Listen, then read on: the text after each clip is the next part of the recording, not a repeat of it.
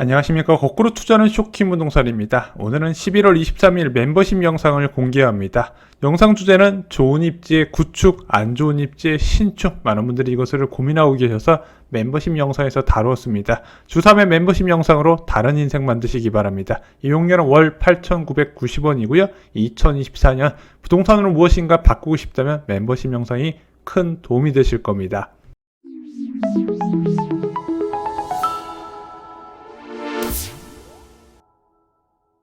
안녕하십니까. 멤버십 가족 여러분, 3주택을 위한 또 한 걸음을 시작해 보겠습니다. 오늘 주제는요, 구축 아파트 사도 될까요? 입니다. 자, 최근 멤버십 영상에서 6억에서 8억, 8억에서 10억 신축 중심의 추천 단지를 소개해 드렸죠. 주로 입주 7년 이내 아파트를 소개를 해 드렸습니다. 자, 그런데 이런 질문이 달렸습니다. 구축 아파트는 별로인가요? 구축 아파트 사도 되나요? 오늘 이와 관련돼서 한번 정리를 드리고자 합니다. 구축 아파트에 대한 쇼킹 부동산 생각은 이렇습니다. 2002년에 지어진 구축 아파트 선택 기준은 두 가지더라. 첫 번째는 입지고요. 두 번째는 재건축 사업성입니다. 근데 여러분들 구축에 대해서 열심히 알아보신 분들은 서울 아파트를 보실 때 느끼시는 게 있을 겁니다. 입지와 재건축 사업성 이 두 가지 모두를 충족하는 단지는 굉장히 드물다는 거. 만약에 충족을 했으면 이미 재건축 사업을 추진 중이고 가격이 엄청나게 올라가 있다는 거죠. 자, 서울 구축 아파트 용적률 한번 살펴보시잖아요. 그러면은 놀라운 결과를 알 수 있습니다. 일반적으로 용적률이 200%가 넘어가면 재건축 사업성이 극히 떨어지는 것으로 알려져 있는데 서울의 구축 아파트 봤더니 대부분 용적률이 240%가 넘습니다. 자, 이런 아파트가 재건축을 한다면 어떤 결과가 나올까요? 그냥 쉽게 요약을 드리면요, 국평 보유자는 4억에서 5억 정도 부담하고 동일 면적 새 아파트를 받는다, 이렇게 보시면 될 것 같아요. 얼마 가는 기간 동안 13년에서 15년의 기간 동안. 그런데 시장에선 대부분 이런 것까지 반영해서 구축 가격이 형성되어 있습니다. 자, 예시를 들어볼까요? 당산 효성 아파트, 이제 9호선과 2호선 황금 노선 역세권에 위치한 480세대 아파트 단지죠. 1999년에 완공됐습니다. 매매 가격은 13억부터네요. 자, 그리고 그 바로 옆에 당산 센트럴 아이파크라고 귀하디 귀한 입지의 신축 아파트가 있습니다. 2020년에 완공된 802세대 아파트인데 여기 전용 84제곱미터가 16억 8천입니다. 구축과 신축의 아파트 가격이 3억 8천만 원 정도 차이가 나죠.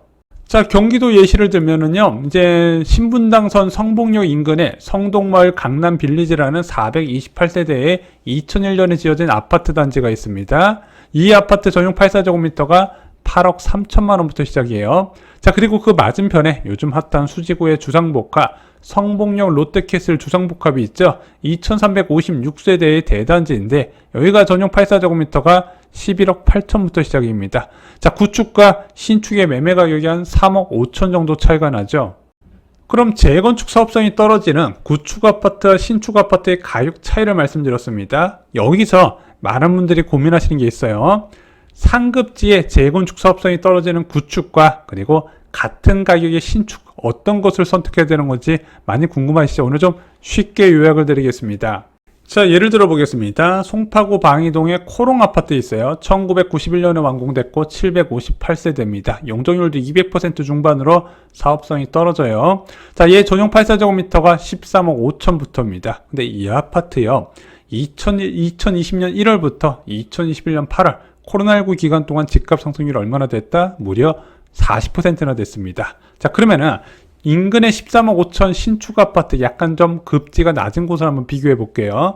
자, 위례 신도시 8호선 남위례역을 도보로 이용 가능한 1540세대 2016년에 완공된 준신축 단지입니다. 자, 이 아파트 전용 84제곱미터가 13억 5천이에요.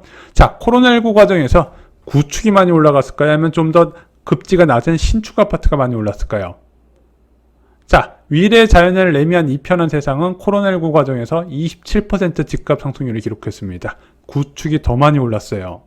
자, 도화 3지구 우성아파트 살펴보겠습니다. 5선 마포역 역세권에 위치한 1991년에 완공된 1222세대의 대단지 아파트입니다. 얼마 전에 정밀 안전진단에 통과돼서 재건축 아파트에 첫 발을 뗐죠. 자, 여기 전용 79제곱미터가 12억 5천부터 시작입니다.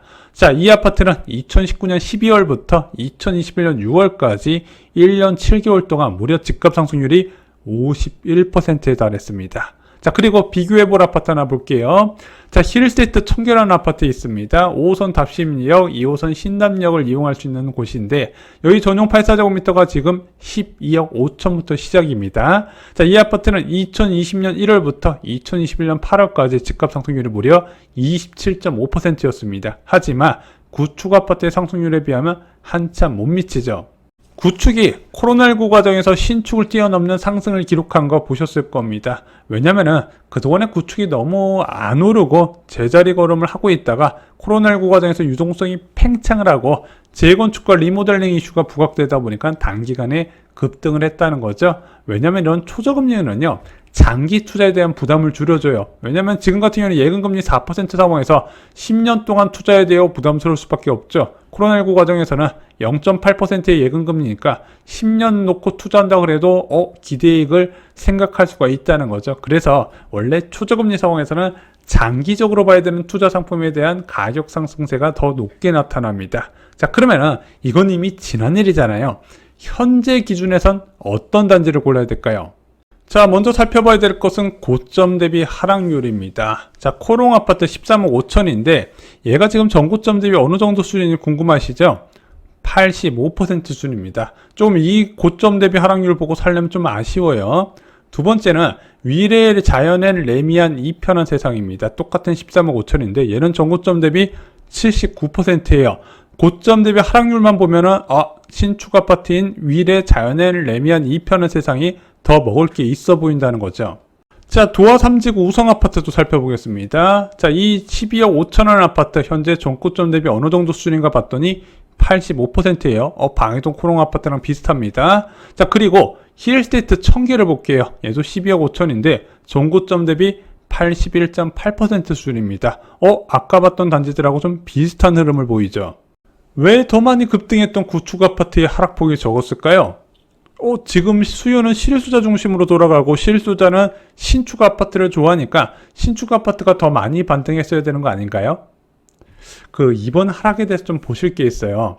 이번 하락장은요, 갭 투자자가 주도한 거예요. 갭 투자자들이 못 던지면서 집값 하락세가 나타난 겁니다. 그래서 갭 투자자가 많은 신축 단지가 더 많이 떨어진 거예요.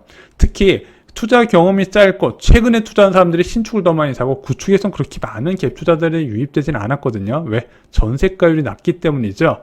입지 좋은 구축엔 또 특징이 있어요.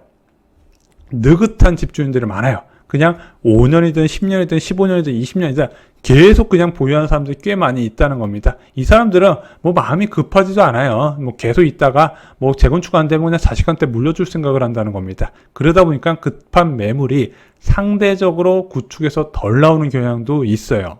물론 저평가된 구축 금매를 잡을 수 있다면 여러분들 선택하시는 것도 좋습니다. 자, 용적률 200% 저는 용적률 170, 180이면 더 좋겠죠. 고점 대비 25% 이상 하락한 가격, 그리고 역세권의 대단지 이런 거 있으시면 여러분들 계약하셔도 좋습니다. 문제는 한 가지 조건이 더 있어요. 바로 핵심 입지입니다. 자, 용적률 200% 안 되는 것들, 고점 대비 하락폭이 마이너스 30% 된 것들, 역세권의 대단지인 곳 경기도 가면 널렸어요. 근데 그런 데는 왜 가격 반등이 지금 계속 더딜까요? 입지가 딸리는 겁니다. 지금은 제한된 유동성 유입된 상황이에요. 입지가 핵심 입지 중심으로 돌아간다는 겁니다. 그래서 지금은요, 여러분들이 구축 금매를 잡으실 때 입지를 타깃으로 보셔야 되는데, 이 입지에 간단하게 제가 기준을 정해드리면 구평 기준 일반 분양가가 11억 이상 받을 수 있는 곳을 접근을 하셔야 돼요. 그 이하면은요, 사업 추진이 쉽지 않다는 겁니다. 여러분들 단순하게 재건축을 용적률과 평균 대지집만 보시지 마시고요, 입지 일반 분양가를 높게 받을 수 있는 거, 그거 굉장히 중요하다는 거 잊지 마시기 바랍니다. 자, 두 번째는 신축의 장점입니다. 실소자 입장에서 신축은요, 수리비가 적게 들어요. 일단 20년 이상 된 구축은요, 여러분들 절대 그대로 못 들어가 살아요. 못 들어가 살고 수리를 해야 되는데 그 수리 비용이 평당 200만 원씩 든더라. 그래서 6천만 원에서 7천만 원 정도 수리 비용 각오를 하셔야 된다는 거죠. 그런 것도 계산을 하셔야 돼요. 왜? 아니, 재건축이 앞으로 얼마나 걸릴 줄 알고 이걸 수리 안 하고 살 수 있냐? 못 산다는 겁니다. 두 번째는 거주 만족도가 신축이 훨씬 낮다는 겁니다. 당장 가격이 가장 크게 차이 나는 게 바로 주차 대수와 커뮤니티 시설이죠. 세 번째는 신축 아파트엔 아이들이 많습니다. 여러분들 구축 아파트 가보세요. 다 베이비부머 세대들만 거주하세요. 애들이 별로 없다는 겁니다. 근데 애들은 애들끼리 몰려있는 환경에서 살아야 돼요. 그래야 주변에 학원도 있고 오래 거주할 수 있는 겁니다. 또한 투자자 입장에서도 신축은 뚜렷한 장점이 있어요. 첫 번째, 전세 수요가 많다는 겁니다. 지금 전세값 많이 반등한 거 신축과 구축의 뚜렷한 차이가 나는 거 아시죠? 전세값 상승세가 강하다는 거는 앞으로 내가 투자했을 때 자금 회수가 용이하다는 거예요. 갭 투자가 왜 사람들이 선호하겠습니까? 집값도 잘 오르지만 또 하나 자금 회수가 된다는 거예요. 두 번째, 신축은요, 황금성이 좋다는 겁니다. 자, 지금 시장 약간 좀 삐걱거리죠? 그래도 신축은 거래돼요. 구축 거래 안 됩니다. 유동성, 황금성 측면에서 신축과 구축은 비교 대상이 아니에요. 마지막으로 공급 차질에 가장 큰 수혜를 받는 게 신축이라는 겁니다. 신축이 다 오르고 나서 구축에 대해서 이제서 이제 뭔가 지어서 재건축 규제가 풀릴 거다. 그때 구축의 수혜를 받는다는 거예요. 신축보다 순위가 뒤에 있다는 겁니다. 그럼 같은 고점 대비 하락률이면 신축을 선택하는 게 당연한 거예요. 세 번째, 재건축을 너무 기대하지 마시라는 겁니다. 일반적으로 재건축은요, 추진부터 완공까지 13년에서 15년을 잡아야 됩니다. 신속통합기획이 아니라 신속통합기획의 할아버지가 오더라도 당장 관리처분인가 떨어도 6, 7년 잡는 거는 못 피해요. 특히 요즘 같은 경우는 상가조합원들 간의 분쟁이 크기 때문에 더욱더 오래 걸리는 추세입니다. 이거 재개발, 그러니까 지자체에서 하라고 떠미는 재개발하고 달라요. 재건축은. 이것을 잊으시면 안 됩니다. 그래서 부동산은 너무 먼 미래를 호재를 보고 들어가시면 후회를 하더라고요. 지금은 먼 미래의 호재보다는 당장 괜찮아 보이는 상품을 잡으시는 게 더 좋지 않을까 생각이 듭니다. 기준금리는요, 반드시 낮아집니다. 기준금리가 정상으로 돌아갈 때 확실한 게 있습니다. 신축 아파트 전세값부터 뛴다는 거죠.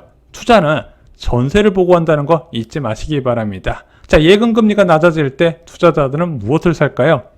구축을 사실래요? 신축을 사실래요? 신축 사시겠죠? 그래서 신축 위주로 저희가 소개를 해드리는 겁니다. 저희가 계속 찾아보다가 좀 알짜 구축, 저평가된 구축이 있으면 한번 정리하는 시간을 갖도록 하겠습니다. 오늘 준비한 소식은 여기까지입니다. 워렌 버핏이 이런 얘기를 했죠. 잠자는 동안에도 돈이 들어오는 방법을 찾아내지 못한다면 당신은 죽을 때까지 일을 해야만 할 것입니다. 가장 좋은 방법은 저는 여러분들이 3주택자가 되는 거라고 생각합니다. 여러분들이 3주택자가 되는 그날까지 함께 하겠습니다. 오늘도 끝까지 들어주셔서 감사합니다.